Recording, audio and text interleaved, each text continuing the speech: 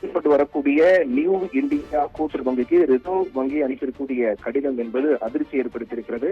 இந்த கடிதத்தின் அடிப்படையாக வைத்து அங்கு வங்கி முன்பாக மக்கள் கூட்டமாக குவிய தொடங்கியிருக்கிறார்கள். குறிப்பாக அந்த கடிதத்தை பொறுத்தவரையில், அதனுடைய பின்னணி பொறுத்தவரையில், மும்பையில் இந்தியாவுடைய வணிக தலைநகராக இருக்கக்கூடிய மும்பையில் நியூ இந்தியா கோஆபரேட்டிவ் வங்கி செயல்பட்டு வருகிறது. அதனுடைய கிளைகள் மட்டும் அந்த மும்பையில் மட்டும் 20க்கும் மேற்பட்ட கிளைகள் அங்கு உள்ளன. இந்த வங்கிக்கு அனுப்பி இருக்கக்கூடிய ரிசர்வ் பேங்க் ஆஃப் இந்தியா அனுப்பியிருக்கக்கூடிய கடிதம் அதன் காரணமாக அங்க இருக்கக்கூடிய மக்கள் மத்தியில் ஒரு மிகப்பெரிய அதிர்ச்சியும் ஏற்படுத்தியிருக்கிறது. குறிப்பாக மறு அறிவிப்பு வரும் வரை, RBI அனுப்பியிருக்கூடிய அந்த கடிதத்தில் மறு அறிவிப்பு வரும் வரை எந்தவித பண பரிமாற்றங்கள் மேற்கொள்ளக்கூடாது என்று அந்த கடிதத்தில் குறிப்பிடப்பட்டிருக்கிறது. குறிப்பாக லோன் கொடுப்பது, கடன் கொடுப்பது, பணப்பரிமாற்றம் உள்ளிட்ட எந்த பணப்பரிமாற்ற நடவடிக்கை மேற்கொள்ளக்கூடாது என்று RBI அனுப்பியிருக்கக்கூடிய கடிதத்தில் தெரிவிக்கப்பட்டிருக்கிறது. இதன் காரணமாக ஏதேனும் அசம்பாவிதம் நடைபெற்றிருக்கிறதோ, அங்கு இருக்கக்கூடிய பணத்துக்கு பாதுகாப்பு இல்லாத ஒரு சூழல் ஏற்பட்டிருக்கிறதோ என்ற அச்சம் ஏற்பட்டுள்ள காரணத்தால் அங்கு இருக்கக்கூடிய வங்கி முன்பாக மக்கள் கூட்டமாக குவிய தொடங்கியிருக்கிறார்கள். தங்களுடைய டெபாசிட் பணத்தை எடுப்பதற்கான நடவடிக்கை அங்கு இருக்கக்கூடிய மக்கள் மேற்கொண்டிருக்கிறார்கள். இதன் காரணமாக அந்த பகுதியில் ஒரு பரபரப்பான சூழல் காணப்படுகிறது. குறிப்பாக கடந்த 2024 கடந்த ஆண்டு மார்ச் அந்த வங்கியில் 2436 கோடி வைப்பு தொகையை கொண்டிருந்ததாகவும், தொடர்ந்து அந்த வங்கியினுடைய அந்த சேமிப்பு கணக்கு மற்றும் பணப்புழக்கம் தொடர்பான பல்வேறு குற்றச்சாட்டுகள் எழுந்து வந்ததாக கூறப்படுகிறது.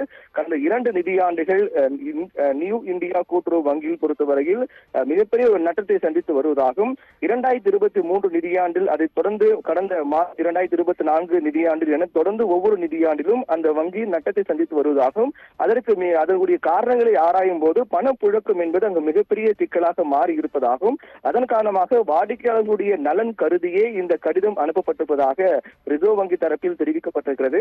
அந்த கடிதத்தின் அடிப்படையில் தான் அந்த நடவடிக்கையானது மேற்கொள்ளப்பட்டிருக்கிறது. குறிப்பாக வங்கியினுடைய பணப்புழக்கம் குறித்த தகவல்கள் குறித்து அது தொடர்பாக எழுந்து வரக்கூடிய குற்றச்சாட்டு காரணமாக இந்த கடிதம் அனுப்பப்பட்டிருப்பதாகவும் தெரிவிக்கப்பட்டிருக்கிறது.